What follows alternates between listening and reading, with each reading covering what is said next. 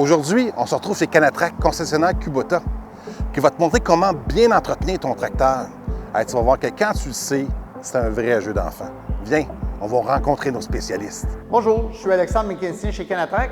Aujourd'hui, on va faire une petite capsule sur la manière d'entreposer les souffleuses à neige. Pour commencer, il faut apprendre à bien lubrifier la souffleuse avant de l'enlever sur le tracteur pour pas que ça rouille pendant l'été. Il faut lubrifier les joints de PTO qui sont proches du tracteur, près de la souffleuse à neige. Ensuite de ça, il y en a un situé près de la transmission de puissance sur l'arbre qui fait entraîner la vis. Il y en a un aussi qui est situé près de la chaîne qui entraîne la vis du souffleur. Il y en a aussi un sur le roulement à billes près du boulon de cisaillement. Et ensuite, il y en a deux situés de part et d'autre de la vis qui envoie la neige vers le centre. Il est important aussi de lubrifier la chaîne d'entraînement pour éviter qu'elle ne rouille pendant l'été. Nous sommes maintenant rendus à enlever la souffleuse sur le tracteur pour l'entreposer pendant l'été. Pour ce faire, nous devrons enlever les boyaux hydrauliques ainsi que le système de relevage 3 points arrière du tracteur pour le libérer de cette machine. Pour ce faire, vous devez au début descendre la patte de soutènement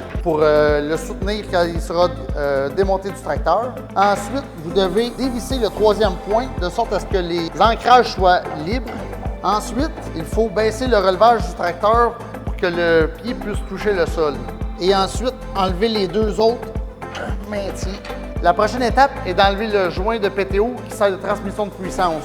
Pour ce faire, il faut détacher les chaînettes qui empêchent l'enveloppe de se retourner et le découper sur le shaft de transmission du tracteur. La dernière étape va être celle de débrancher les boyaux hydrauliques. Une des bonnes pratiques à effectuer lors du débranchement des boyaux hydrauliques est d'arrêter le tracteur et de s'assurer qu'il n'y a plus de pression résiduelle dans les boyaux. Pour ce faire, une fois le tracteur à l'arrêt, il suffit de jouer avec les manettes d'activation des sorties hydrauliques auxiliaires pour relâcher la pression. Une fois la pression relâchée dans le boyau, il est facile de retirer les connecteurs. L'étape suivante, il s'agit de déplacer le tracteur de quelques centimètres pour donner plus d'accès. Une des dernières étapes consiste à retirer le joint de PTO pour en faire la lubrification. Les deux parties doivent être sectionnées pour pouvoir introduire le lubrifiant à l'intérieur des deux pièces. Ensuite, vous pouvez le remettre en place et l'attacher pour qu'il quitte le sol pendant le remisage.